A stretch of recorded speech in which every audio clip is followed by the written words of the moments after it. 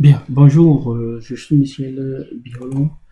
Je vous montre ici tout un outil que tout manager commercial ou marketing aimerait avoir, hein. Le but ici, c'est d'avoir les données réelles du marché et demain, après-demain, prendre les décisions rationnelles.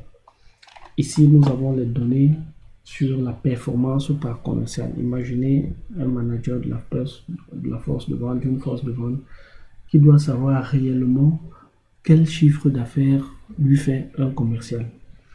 Ici, il peut avoir les top 5 des clients de l'entreprise. Quels sont les clients qui apportent, qui font du chiffre à l'entreprise. Ici, il peut savoir les best sales, les meilleurs produits vendus. Ici, il peut savoir quelle est la meilleure performance par ville. Quelle est la ville, dans quelle ville, par exemple, il fait plus de chiffres. S'il n'a pas un point de distribution là-bas, ça peut lui permettre de prendre les décisions rationnelles en fonction du chiffre d'affaires par ville. Ici, il peut avoir les bénéfices directs par produit. Quels sont les produits qui lui font beaucoup plus de bénéfices? Ici, il a la quantité de produits vendus par article. Quels sont les produits que je vends le plus?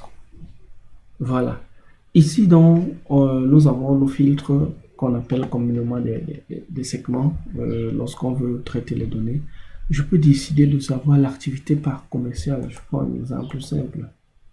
Voilà. Ce commercial me produit tel chiffre d'affaires. Voilà ses produits vendus. Voilà les bénéfices que ça apporte à l'entreprise. Voici ses meilleurs clients. Voilà ses meilleurs clients. Ça me permet quoi? À la fin de l'année, je peux décider de customiser la fidélisation clientèle. Ça veut dire quoi? J'appelle, il s'appelle Diane Gonzalez. J'appelle Diane Gonzalez, je lui demande, Diane, j'ai besoin que tu fasses, on mette sur pied une stratégie de fidélisation. Ça veut dire que tu remettes les gifts à des clients ou alors on a une réunion de fin d'année pour nos clients. J'ai besoin que tu appelles 5 clients pour participer, par exemple, à ce buffet de fin d'année. Voilà, je peux décider que lors de ce buffet de fin d'année, l'entreprise elle-même, en enlevant le filtre là, l'entreprise elle-même va reconnaître, va donner des prix spéciaux à 5 de ses meilleurs clients du groupe. Mais par rapport à mes commerciaux, j'invite à cette cérémonie 5 clients par commercial. Là, j'ai 5 commerciaux. Ça me fait 5 clients par commercial. Si j'applique ceci, vous allez voir, voilà les clients par commercial qui sortent là. C'est comme ça que les grandes entreprises réfléchissent. Mais je vous assure, même les très petites entreprises peuvent mettre les stratégies comme ça sur pied. Ainsi, par commercial, gère la performance par ville. Là, vous voyez qu'un commercial, il travaille sur plusieurs villes. Vous allez voir la quantité, les bénéfices par article, la quantité de produits vendus. Là, vous voyez le nombre de villes. Maintenant, je peux pousser même la recherche pour savoir combien de produits, quels produits, comment est-ce qu'il faut les vendre, quels sont les 5 meilleurs clients par commercial, par produit. On peut pousser la relation, la recherche jusqu'à ce niveau-là. Donc ainsi, je vais désactiver les filtres.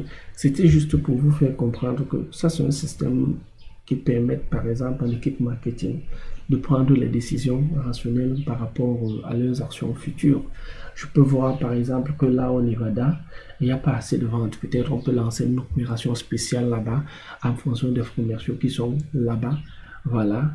En fonction des commerciaux qui sont là-bas, on lance, il y a 2 commerciaux. Si je mets Enfin, il y a 2 commerciaux qui sont là-bas. Je demande à ces 2 commerciaux de réaliser des opérations commerciales spéciales parce que je sais que je ne produis pas assez de chiffres là-bas et je veux me déployer là-bas. Mais avant de me déployer, je veux faire une opération de masse ou alors un boosting sur les réseaux sociaux, des activités ou alors travailler avec des influenceurs locaux pour faire, pour me déployer là-bas. En me déployant là-bas, je vais donc prendre en fonction des chiffres du mois à venir ou alors des mois à venir, quel est l'impact, par exemple, des actions marketing qui ont été faites sur ce département-là, quel est l'impact, le retour sur investissement en fonction des moyens mis en jeu, quel est le retour sur investissement.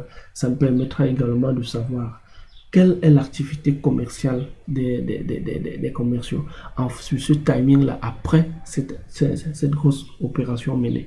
C'était juste pour vous dire que ici, on peut le customiser dans tous les secteurs. On peut faire un tableau de bord comme ça pour des activités marketing, les investissements et les retours clients. On peut faire un tableau de bord comme ça sur l'activité des réseaux sociaux, le type de nombre de likes par mois, par jour, ainsi de suite, ainsi de suite.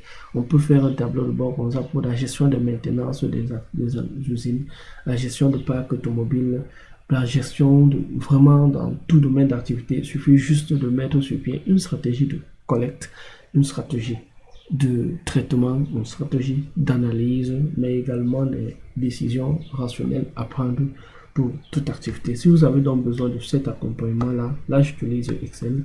Vous voyez bien, vous pouvez me contacter, vous pouvez soit par WhatsApp ou alors me faire un mail. Mais déjà, je vous invite à vous abonner à mon profil ou alors si vous verrez la vidéo sur Facebook, sur YouTube, ou alors Instagram. Abonnez-vous, partagez à vos amis. Ça leur permettra certainement de prendre les meilleures décisions qu'il faut pour leur activité. Merci et je suis aussi ouvert à toute proposition. Je suis prêt à travailler avec tout le monde. Voilà, à la mesure du possible. Abonnez-vous, partagez la vidéo et ne manquez qu'une astuce pour les vidéos à venir.